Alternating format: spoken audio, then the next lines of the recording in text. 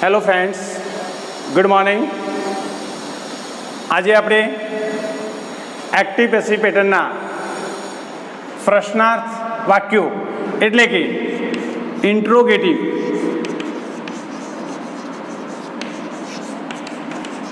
Interrogative sentences શીખીશું.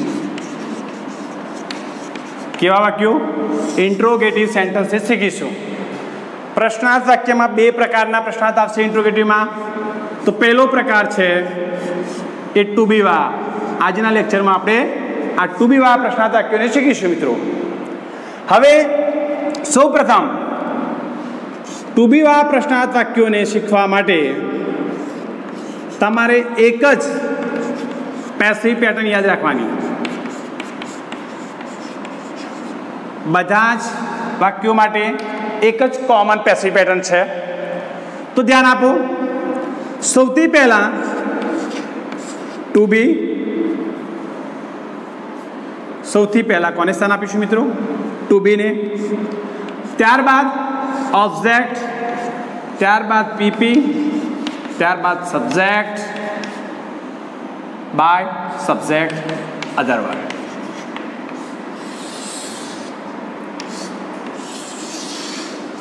આ એક જ પેટર્ન તમારે મગજમાં યાદ રાખવાની. વિધાન વાક્યો આપણે જ્યારે ભણ્યા હતા ત્યારે સૌથી પહેલા કોને સ્થાન આપતા હતા? ઓબ્જેક્ટને. હવે જ્યારે પ્રશ્નાર્થ વાક્યો શીખી રહ્યા છીએ આજે ટુ બી વા, તો એની અંદર સૌથી પહેલું સ્થાન આપવાનું કોને? ટુ બીને. અને ઓબ્જેક્ટને ક્યાં સ્થાન આપવાનું? પાછળ. ખ્યાલ આવ્યો? ઓબ્જેક્ટને પાછળ સ્થાન આપવાનું, ટુ બીને આગળ સ્થાન આપવાનું. ત્યારબાદ પીપી, બાય, સબ્જેક્ટ અને અધર વર્ડ. ઓકે. હવે આ ટુ બી એટલે શું? તો ટુ બી એટલે વાક્યના કાળ પ્રમાણે. દાખલા તરીકે, એક્ઝામ્પલ તરીકે, સિમ્પલ પ્રેઝન્ટ ટેન્સમાં ઓબ્જેક્ટ પછી જે ઇઝ એમ આર મૂકતા હતા એ ઇઝ એમ આર અહીંયા મૂકવાનું. પાસ્ટ ટેન્સમાં વોઝ વર મૂકતા હતા એ વોઝ વર અહીંયા મૂકવાનું. પ્રેઝન્ટ પરફેક્ટ ટેન્સમાં હેવેજ મૂકતા હતા એ હેવેજને અહીંયા મૂકવાનું. પાસ્ટ પરફેક્ટ ટેન્સમાં જે હેડ મૂકતા હતા એ હેડને અહીંયા મૂકવાનું. બરાબર. તો જે ઓબ્જેક્ટ પછી જે ટુ બી કાળ પ્રમાણે વપરાતું હતું એને સ્થાન ફક્ત આગળ આપવાનું. આ એક જ વસ્તુ તમારે યાદ રાખવાની છે મિત્રો. બીજું કોઈ યાદ રાખવાનું નથી. ટુ બી આગળ, ઓબ્જેક્ટ પાછળ. ચાલો, બીજી એક વસ્તુ ધ્યાનમાં શું રાખવાની છે કે જો વાક્યમાં ડુડ જ આવે, ડુડ જ એટલે કે ડુડ જ થી વાક્ય પ્રશ્નાર્થ થયું હોય તો ડુડ જ નીકળી જાય અને એના સ્થાને પેસિવ રચના કરતી વખતે તમારે શું મૂકવાનું? Is am are. Mind well. વાક્ય ડુડસથી પ્રશ્નાર્થ બનેલો હોય તો પેસિવ રચનામાં રૂપાંતર કરો ત્યારે ડુડસ નીકળી જાય છે અને વાક્યની શરૂઆત ક્યાંથી થાય છે? ઇઝ એમ આરથી. એવી જ રીતે સાદા ભૂતકાળનું વાક્ય જો ડીડથી શરૂ થયેલું હોય તો ડીડ નીકળી જાય છે અને વાક્યની શરૂઆત ક્યાંથી થાય છે? વોઝ વર. તો આ બે ટેન્સ એટલે કે સિમ્પલ પ્રેઝન્ટ ટેન્સ અને સિમ્પલ પાસ્ટ ટેન્સમાં એક જ વસ્તુ તમારે ધ્યાનમાં રાખવાની છે કે સિમ્પલ પ્રેઝન્ટ ટેન્સમાં ડુડસથી વાક્ય પ્રશ્નાર્થ થયેલું છે તો એ ડુડસ નીકળી જાય છે અને પેસિવ રચનામાં ઇઝ એમ આર આવી જાય છે. જ્યારે ડીડ વાળું વાક્ય આવે, ડીડથી પ્રશ્નાર્થ બનેલું વાક્ય આવે તો ડીડ નીકળી જાય છે અને વોઝ વેરથી વાક્ય પ્રશ્નાર્થ બને છે. બાકીના કોઈ કાળની અંદર કોઈ વસ્તુ નીકળતી નથી. જે ટુ બી એક્ટિવમાં હોય એનું એ ટુ બી પેસિવમાં સ્થાન લે છે. ઓકે. ચાલો હવે આગળ જોઈએ. ડીડ નીકળી જાય છે અને એનું વોઝ વર થઈ જાય છે. આ બાબત ધ્યાનમાં રાખવાની. બાકી 6 ટેન્સ જે બાકીના છે એમાં તો ઓલરેડી ટુ બી આવે જ છે. દાખલા તરીકે પ્રેઝન્ટ કન્ટિન્યુઅસ ટેન્સ હોય તો ઇઝ એમ આર મૂકી દેવાનું. પાસ્ટ કન્ટિન્યુઅસ ટેન્સ તો વોઝ વર મૂકી દેવાનું. પછી પ્રેઝન્ટ પરફેક્ટ ટેન્સ તો હેવ એઝને સ્થાન આપી દેવાનું. ઓકે. ફ્યુચર પરફેક્ટ ટેન્સ હોય તો શેલ વિલને સ્થાન આપી દેવાનું. અને પીપીના આગળ જે વાક્ય રચના પ્રમાણે બી બીન આવે છે એને ભૂલવાનું નથી. ફક્ત આ બે બાબતો ધ્યાનમાં રાખવાની છે. હવે જુઓ, ચાલો થોડાક એક્ઝામ્પલ લઈએ. એક્ઝામ્પલ પ્રેક્ટિસ કરેલી ખ્યાલ આવશે. First example, do you like this book?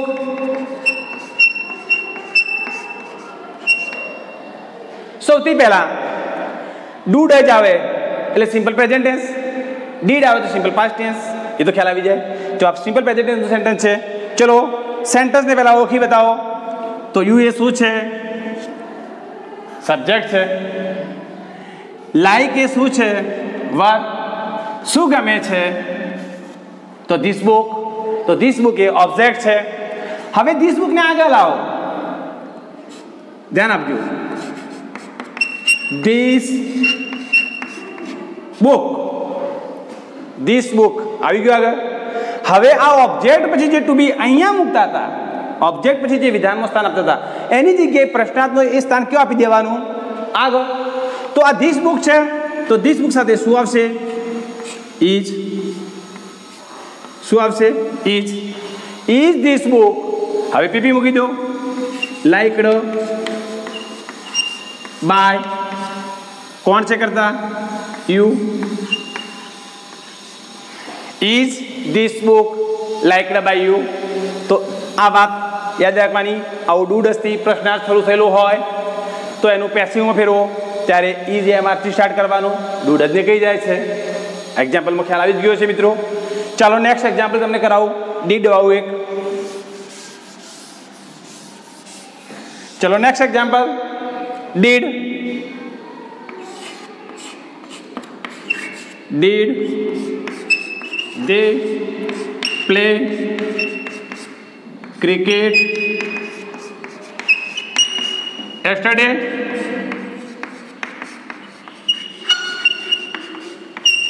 ધ્યાન આપજો બરાબર. Did they play cricket yesterday? Okay.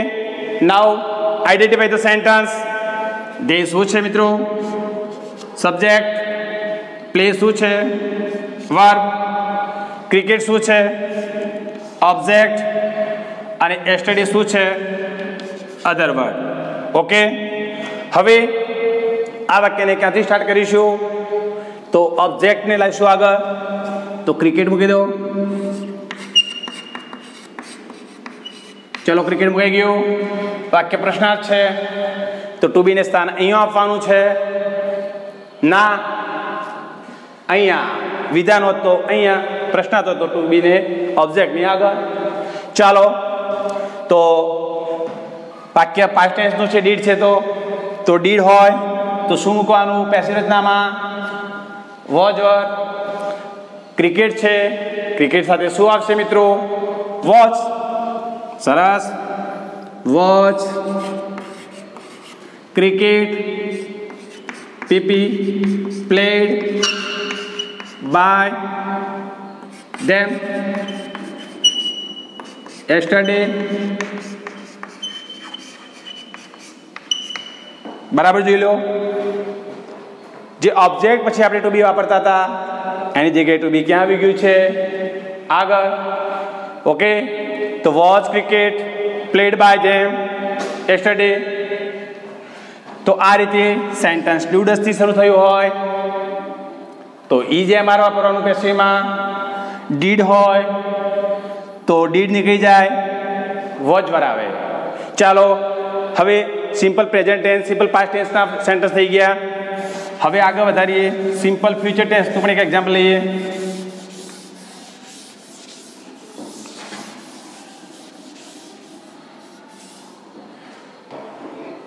Next example બરાબર ધ્યાન આપજો. Will they buy new books tomorrow. Will they buy new books tomorrow. ચલો સબ્જેક્ટ કોણ છે? દે. બાય એ શું છે? વર્બ. શું ખરીદશે? New books.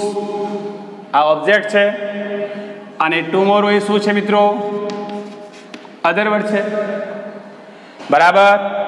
ચલો તો હવે ઓબ્જેક્ટને સૌથી પહેલા સ્થાન આપો. New book. ન્યૂ બુક પછી જે વિલને અહીંયા સ્થાન આપીએ છીએ વિધાનમાં એ વ્હીલને ક્યાં આપી દેવાનું? અહીંયા. ચલો વ્હીલ, આ વ્હીલ અહીંયા હતું એની જગ્યાએ ક્યાં આવી ગયું? આગળ. Wheel new book. હવે ફ્યુચર ટેન્સમાં પીપીની આગળ શું આવતું હતું? યાદ કરો, ભૂલી ના જતા. બી. શું આવતું હતું? બી. બાયનું PP bought. Bought by them tomorrow.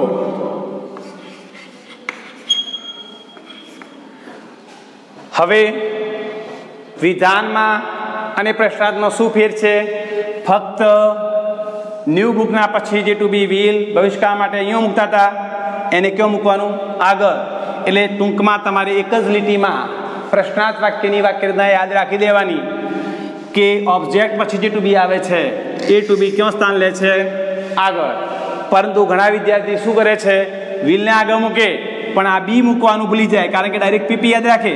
PP તો યાદ રાખવાનું છે પણ પીપીના આગળ જે બી લાગે છે જે ટેન્સ પ્રમાણે એ પાછી ભૂલ ન થાય એ ખાસ ધ્યાન રાખવું. ઓકે, ચલો નેક્સ્ટ એક્ઝામ્પલ લઈએ. Has C finished work. ચાલો મિત્રો, આ એક્ઝામ્પલ કયા ટેન્સનો છે? બરાબર ઓળખો. Has C finished work. તેણીએ કામ પૂરું કર્યું. તો પ્રેઝન્ટ પરફેક્ટ ટેન્સ છે.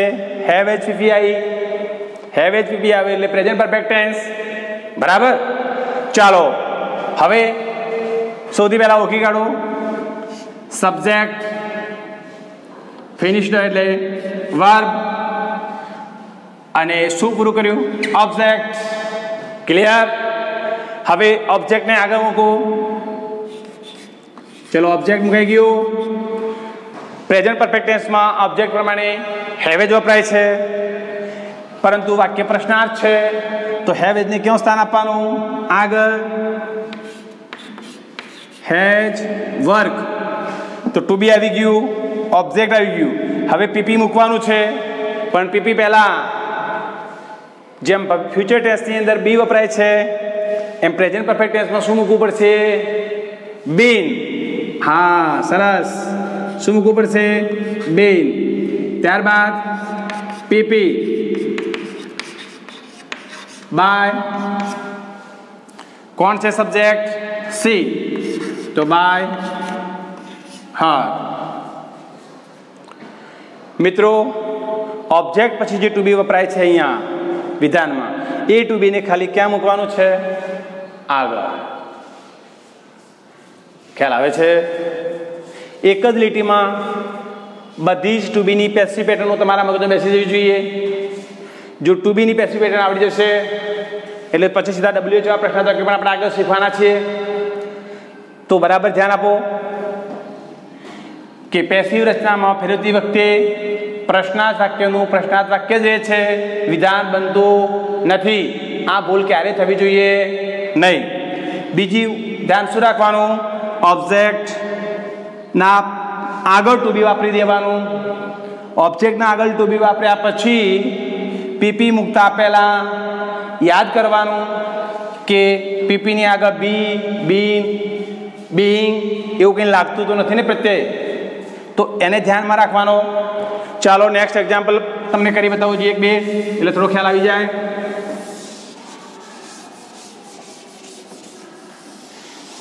બરાબર ધ્યાન આપજો મિત્રો, ખ્યાલ આવી જશે.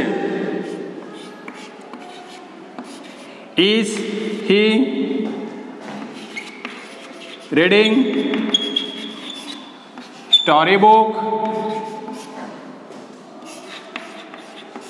નાઉ? Is he reading storybook now? ચાલો, is he reading storybook now? First identify કરો સેન્ટેન્સને. ચલો, he એ શું છે? સબ્જેક્ટ. રીડિંગ એ શું છે? વર્બ. સ્ટોરી બુક એ શું છે? ઓબ્જેક્ટ. નાઉ એ શું છે? અધર વર્ડ. સૌથી પહેલા ઓળખી બતાવો કે આ સેન્ટન્સ કયા ટેન્સનું છે? Present continuous tense. તો પ્રેઝન્ટ કન્ટિન્યુઅસ ટેન્સમાં પેસિવ પેટર્ન યાદ કરો કે ભાઈ સૌથી પહેલા ઓબ્જેક્ટ ટુ બી અને પછી શું મૂકતા હતા? આઈએનજી આવેલે શું મૂકવું પડે? બીઇંગ. પ્રેઝન્ટ કન્ટિન્યુઅસ ટેન્સ અને પાસ્ટ કન્ટિન્યુઅસ ટેન્સમાં શું વાપરવું પડે મિત્રો? બીઇંગ. તો આ બીઇંગની ભૂલ ન કરતા. ચલો સૌથી પહેલા ઓબ્જેક્ટ લાવો. Story book. વાક્ય વિધાન હોત તો ટુ બી અહીંયા મૂકત, પણ વાક્ય પ્રશ્નાર્થ છે માટે ટુ બીને કયો સ્થાન આપીશું? ઓબ્જેક્ટથી આગળ. સતત મગજમાં એક જ વસ્તુ યાદ રાખવાની છે કે વાક્ય પ્રશ્નાર્થ આવે તો ટુ બી આગળ, ઓબ્જેક્ટ પાછળ. બીજું કોઈ ધ્યાનમાં રાખવાની જરૂર નથી. ચાલો તો હવે સ્ટોરી બુક પ્રમાણે પ્રેઝન્ટ કન્ટિન્યુઅસ ટેન્સમાં ટુ બી કયું વપરાશે? તો ઇઝ. કયું વપરાશે? Is. Is story book. PP મૂકવાનું છે, પણ પીપી પહેલાં યાદ કરો કે પ્રેઝન્ટ કન્ટિન્યુઅસ ટેન્સમાં શું એડ કરવું પડશે? તો કે બીઇંગ. Very good. બીઇંગ. રીડનું પીપી. રીડ. બાય. સબ્જેક્ટ કોણ છે? હી. તો બાય હિમ. નાઉ. પાછળ ક્વેશ્ચન માર્ક મૂકવાનું ભૂલતા નહીં. ચાલો એવું ને એવું બીજું સેન્ટન્સ લઈએ. એક્ઝામ્પલ ઉપર બરાબર ધ્યાન આપજો. Was he playing cricket? Was he playing cricket? સૌ પહેલા સેન્ટન્સનો ટેન્સ આઈડેન્ટિફાઈ કરો. કયા ટેન્સનું સેન્ટન્સ છે? તો પાસ્ટ કન્ટિન્યુઅસ ટેન્સ છે. ઓકે, ચલો પાસ્ટ કન્ટિન્યુઅસ ટેન્સની પેટર્ન યાદ કરી દેવાની મગજમાં કે ઓબ્જેક્ટ, ઓબ્જેક્ટ પછી to be was were, was were પછી બીઇંગ. હા, શું આવે છે? બીઇંગ. તો યાદ કર્યા પછી સેન્ટન્સને આઈડેન્ટિફાઈ કરો. સૌથી પહેલા હી એ શું છે મિત્રો? Subject. Playing verb. Cricket object. Clear? ચલો ઓબ્જેક્ટને સૌ પહેલા લાવો. તો ઓબ્જેક્ટ કોણ છે? ક્રિકેટ.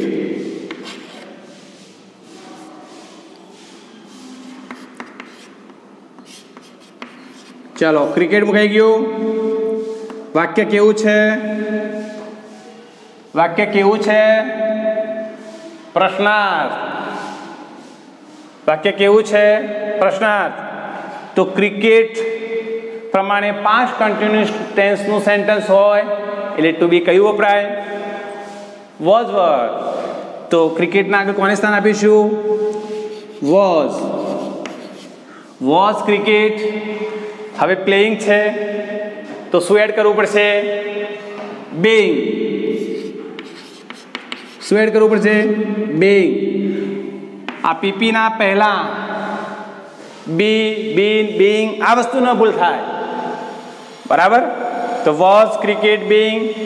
હવે પીપી બનાવો. પ્લેડ બાય હિનું him. Was cricket being played by him. Clear? તો આ present continuous tense, past continuous ટેન્સમાં આ બીઇંગ એડ થાય છે એ ધ્યાન રાખવાનું. અને to be is am are અહીંયા મૂકતા હતા એવું પ્રશ્નાર્થમાં અહીંયા. ટુ બી વોઝ વર અહીંયા વપરાતું હતું એવું અહીંયા. મિત્રો ડાયરેક્ટ ઇનડાયરેક્ટ જ્યારે ભણશો ત્યારે એમાં પ્રશ્નાર્થના વિધાન વાક્યો બને છે. જ્યારે આમાં પ્રશ્નાર્થનું પ્રશ્નાર્થ રહે છે એટલે આ વસ્તુ ભૂલતા નહીં. ચાલો હવે મને લાગે છે કે આપને ખ્યાલ આવી જ ગયો છે, છતાં એકાદ એક્ઝામ્પલ બતાવો તારે.